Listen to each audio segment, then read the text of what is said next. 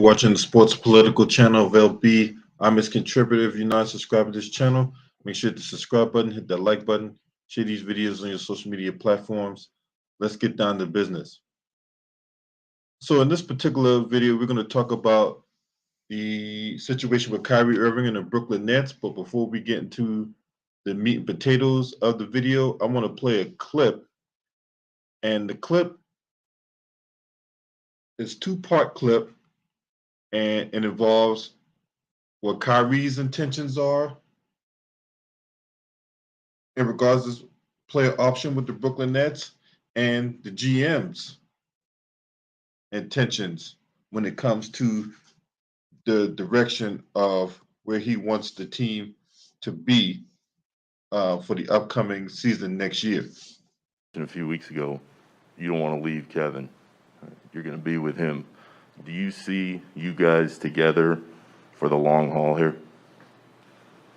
I mean, I think I kind of answered that, the last one, my last answer. But when I say I'm here with Kev, I think that it really entails us, managing this franchise together alongside Joe and Sean and just our group of family members that we have in our locker room, in our organization. So it's not just about me and Kev. I don't want to make it just about that. We're cornerstones here, but we have a few other guys that are on contract, and I think we just got to make some moves this offseason, really talk about it, and really be intentional about what we're building and have some fun with it, make it enjoyable, and hopefully we get to start from day one just as a squad and as a family, and we just really worry about long term. Is the organization committed to Kyrie long term?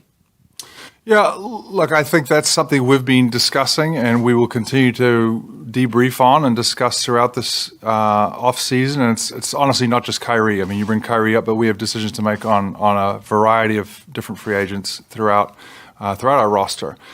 We haven't had any of those discussions yet, so it'd be unfair for me to comment on how it looks with us and Kyrie, because to be quite frank, he has some decisions to make on his own. So he has to look at what he's going to do with his player option and so forth like that. But I think we know what we're looking for. We're looking for guys that want to come in here, be part of something bigger than themselves, play selfless, play team basketball, and be available. And that goes not only for Kyrie, but for everybody here.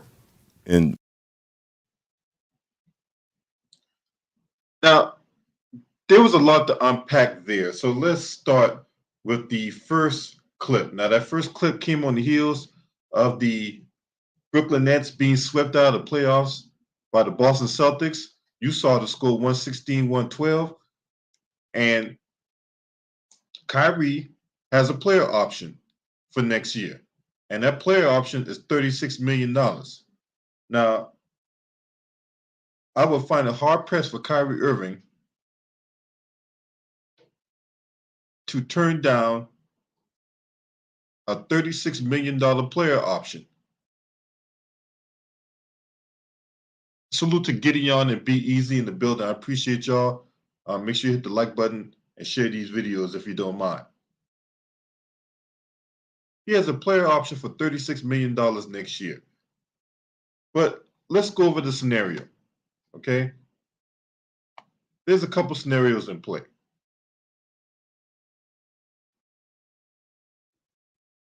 Given his age, history of injuries, and disposition in the league,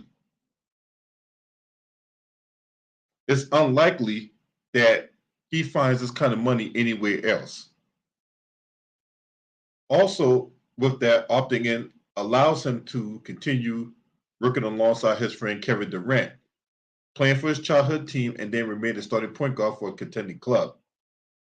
And besides, many more teams have cap space in the summer of next year.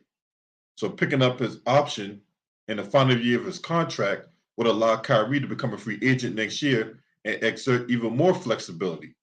All right. So in this situation, Kyrie Irving has all the leverage. All right. Now, if he does opt in, Brooklyn got a few options. You got Ben Simmons. Should the Brooklyn Nets not move Ben Simmons, you got something that's pretty interesting here. and the Nets have the rights, balance of star power, offense, and defense already on the roster. At the same time, if Brooklyn's ready to move on from Kyrie, they can begin the process of trying to trade Kyrie Irving. Such a hefty contract could facilitate a relatively straightforward blockbuster trade. Another scenario that's in play that Kyrie declines the player option, but then turns around and re-signs with Brooklyn. Now, at the stage of his career, he could draw a longer contract over a big upfront payday. In this scenario, Kyrie could opt out the current contract, re-sign with the Brooklyn Nets at a lower yearly salary, but for more years. KD's on the books until 2025-26 season. So would Kyrie sign with Brooklyn for less than the max? But there's a scenario where Kyrie could take a pay cut to stay more years. Then there's the third scenario where he picks up the player option, but then the Brooklyn Nets seeks to sign and trade.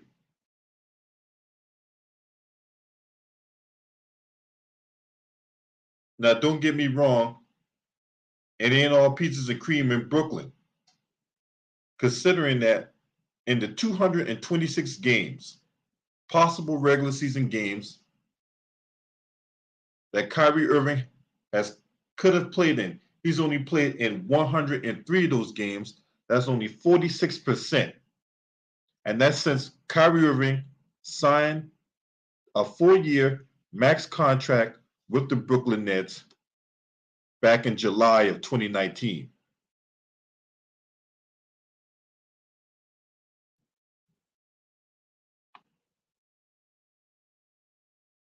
So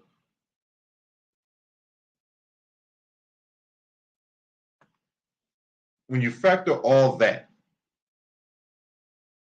and then you take what the GM Sean Marks said in the second part of the clip I just played, when you take all that into account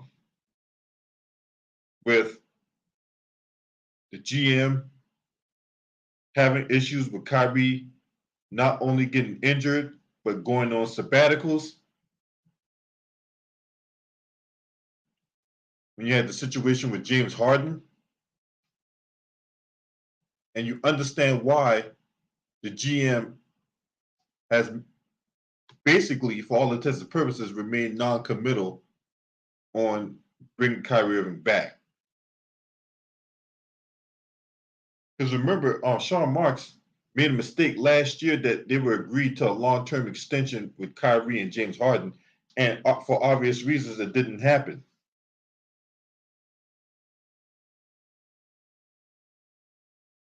And in that news conference I just played, he said it was obvious Kyrie's absence for much of last season played a role in how Brooklyn fared.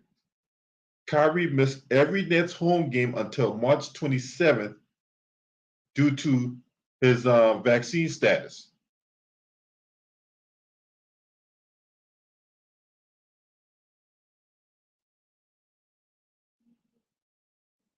So they got some decisions to make. What's up, Ted Cox? Salute to you, man. They got some decisions to make.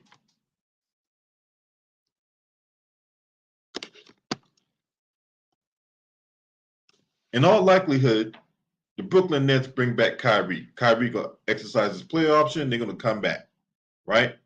But in the first part of that clip I just played, Kyrie mentioned something about getting together with the GM and all that, and him and KD and getting on the same page and all that. But I don't think Kyrie Irving is going to have that decision making of who stays on the roster or whatever like that. I think that gets taken away from him. Look, when you get paid that kind of money, right, and you hadn't delivered the goods and you hadn't been there, whether it be vaccination status, injuries, taking personal time, or whatever like that, then it's going to be kind of hard to have any kind of power within the organization to try to make any kind of decisions.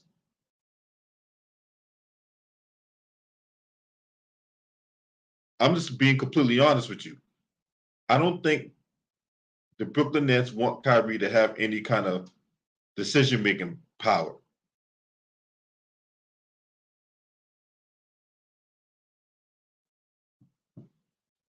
And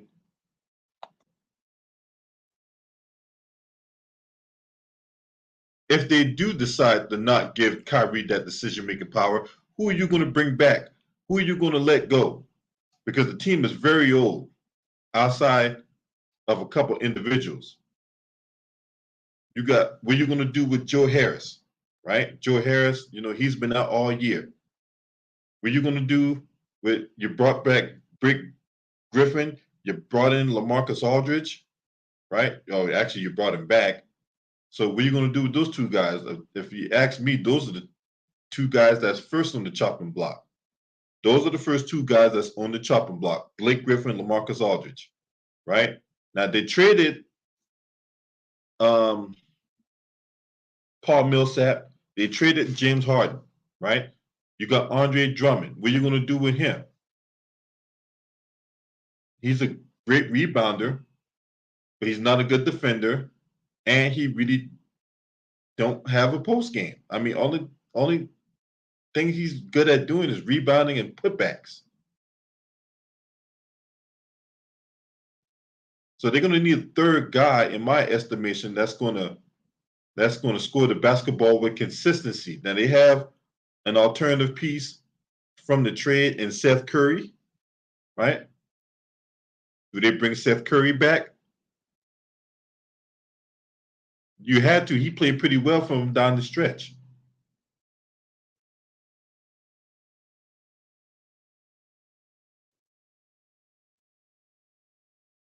And then Steve Nash really needs to evaluate his coaching style and his coaching staff. Because you cannot go in the next year with those kind of defensive lapses. Now, Ben Simmons can make up some of that if they were to keep him, but there's word around NBA circles that he might be traded. And the Atlanta Hawks are looking at Ben Simmons, but okay, so if you trade for Ben Simmons, if you're the Atlanta Hawks, you already got a guy that's a primary ball handler in Trae Young. He's ball dominant. What's up, Daryl Delote? Salute to you, bro. So you got Trae Young as your primary ball handler. Where does that leave Ben Simmons? And Ben Simmons already came on record as saying that he wants the ball in his hand. Because if you remember, back when he was a member of the Philadelphia 76ers, and after that infamous playoff game in Game 7, and he was having these breakdowns, and he was saying how Joel Embiid cramped his style, and he wants to be the primary ball handler, and he wants to be the man with the ball in his hand all the time. He don't really want to share with Joel Embiid because it's capping his ceiling. So does that still ring true? Because if that rings true, then you cannot, if the Atlanta Hawks, you cannot make that trade for Ben Simmons. You cannot. And also, given Ben Simmons' history of mental health and whether or not that's true, that's a whole nother story. But given Ben Simmons' history, do you really want to take that chance and try to pursue a championship with Ben Simmons, despite the tantalizing talent and the upside he poses or he possesses? Well, I'm the Atlanta Hawks. I don't pull the trigger on that. The hell will Rich Paul say?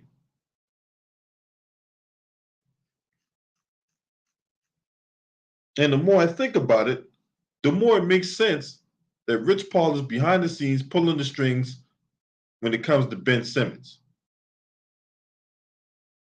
Rich Paul would be that type of dude that would throw the rock and hide his hand. He would be.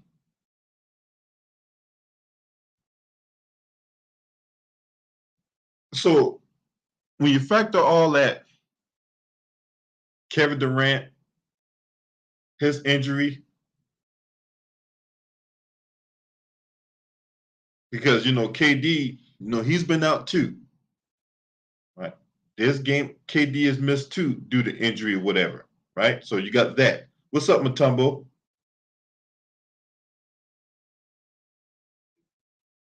No, that came later on. The clip I played was about them committing to Kyrie long term. So, given Kevin Durant's injury history, given Kyrie's injury history, and taking personal time off. What's up, Aaron Scudder? You got the roster construction questions. You got coaching questions. Now, they've already said that Steve Nash is coming back. Okay. So that goes to another thing, right?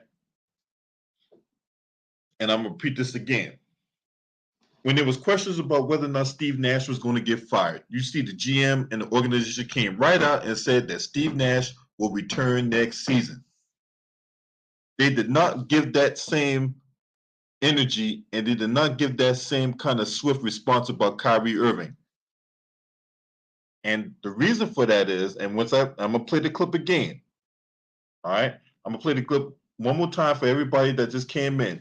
Right now, remember what I just said.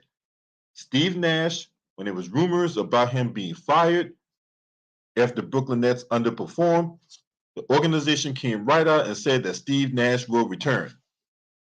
Now, I want y'all to listen to what he said. I'm gonna play Kyrie's clip first, and then followed by that, I'm gonna play the clip regarding Sean Marks. And I want y'all to pay attention to what he said when he was asked about committing to Kyrie long term. A few weeks ago, you don't want to leave Kevin. You're going to be with him. Do you see you guys together for the long haul here? I mean, I think I kind of answered that, the last one, my last answer. But when I say I'm here with Kev, I think that it really entails us, managing this franchise together alongside Joe and Sean and just our group of family members that we have in our locker room, in our organization. So it's not just about me and Kev. I don't want to make it just about that. We're cornerstones here, but we have a few other guys that are on contract, and I think we just got to make some moves this offseason, really talk about it, and really be intentional about what we're building and have some fun with it, make it enjoyable, and hopefully we get to start from day one just as a squad and as a family, and we just really worry about us. Long term. Is the organization committed to Kyrie long term?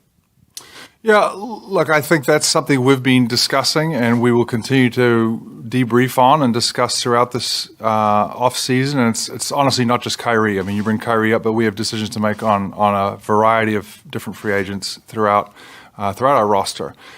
We haven't had any of those discussions yet, so it'd be unfair for me to comment on how it looks with us and Kyrie, because to be quite frank, he has some decisions to make on his own. So he has to look at what he's going to do with his player option and so forth like that. But I think we know what we're looking for. We're looking for guys that want to come in here, be part of something bigger than themselves, play selfless, play team basketball, and be available. And that goes not only for Kyrie, but for everybody here. And now y'all just heard that, right?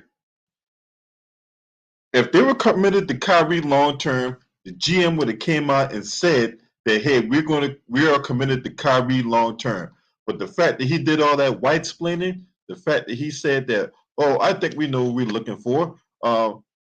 We're looking for guys that want to be a part of something bigger than themselves, and we want them to be selfless, and we want them to play team basketball and all that stuff. He said that. That tells you right there that they're not committed to Kyrie long term. Not until they sit down with Kyrie and hash out what he's looking for, and if what he's looking for aligns with what they're looking for.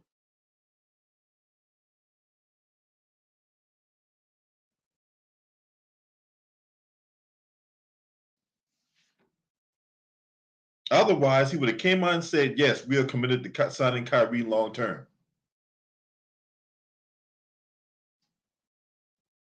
What's up, Nate Shepard? Yeah, this is Ben Simmons too. Yeah, Ben Simmons in that too.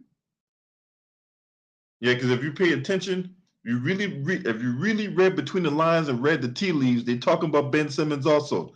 Because Ben Simmons, he ain't played not one game for the Brooklyn Nets. He's sitting on the bench dressing like he auditioning to be the host of the Nickelodeon's Kids Choice Awards or whatever like that, or freaky deaky version of Barney and all that. I don't know what the hell Ben Simmons had on. All I know is what he didn't have on was a jersey. That's what he didn't have on. And he was teasing people about how he was going to come back and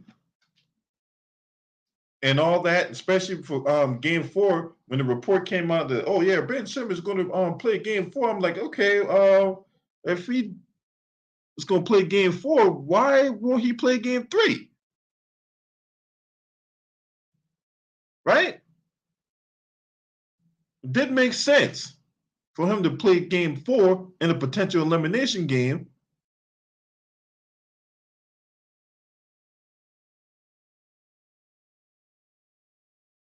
But he get to play Game 3.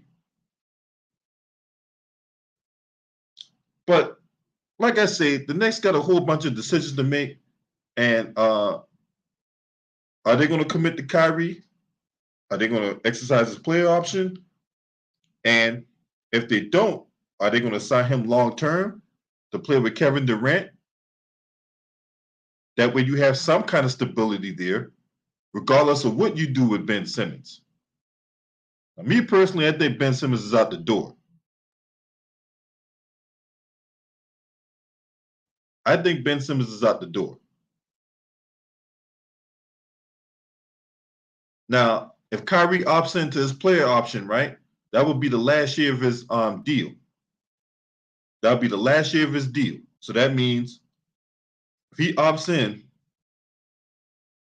then after next year, he will be an unrestricted free agent. And at this point, he has all the leverage.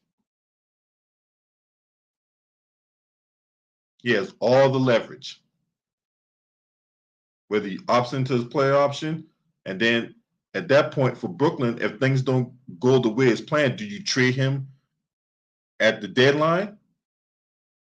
You trade Kyrie at the deadline if things don't go as planned. Say there was an injury and Brooklyn stumbles out the gate. Because there's no guarantee Brooklyn's going to be this automatic NBA championship threat, considering that the Eastern Conference has gotten a lot better. You know, the players are more hungry, they're younger, and they have no fear.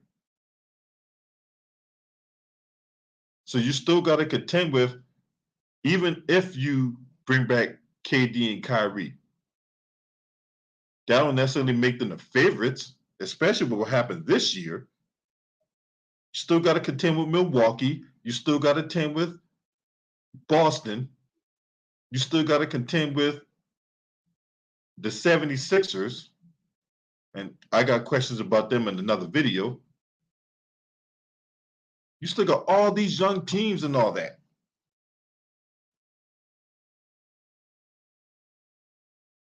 And then for Brooklyn, you got to look and see who's out there. If there's nobody out there, then it doesn't make no sense to trade them. Considering that there's a better pool of talent in next summer's free agency period, right? So we'll see what happens. And as things develop, I'll pass it along on this channel. Now, next going to pick up Zach LaVine? No. Zach LaVine, I don't see Zach LaVine going to Brooklyn. Nope. That's not going to happen. But anyway, you guys let me know what y'all think down in the comment section. I appreciate y'all for watching the video. If you're not a subscriber to this channel, make sure you hit the subscribe button, hit the like button, share these videos on your social media platforms. If you support what I do, there's the Cash App, there's the PayPal, and last but not least, shouts out to the Lions Den basketball community. This your man. Scream at me. Hey!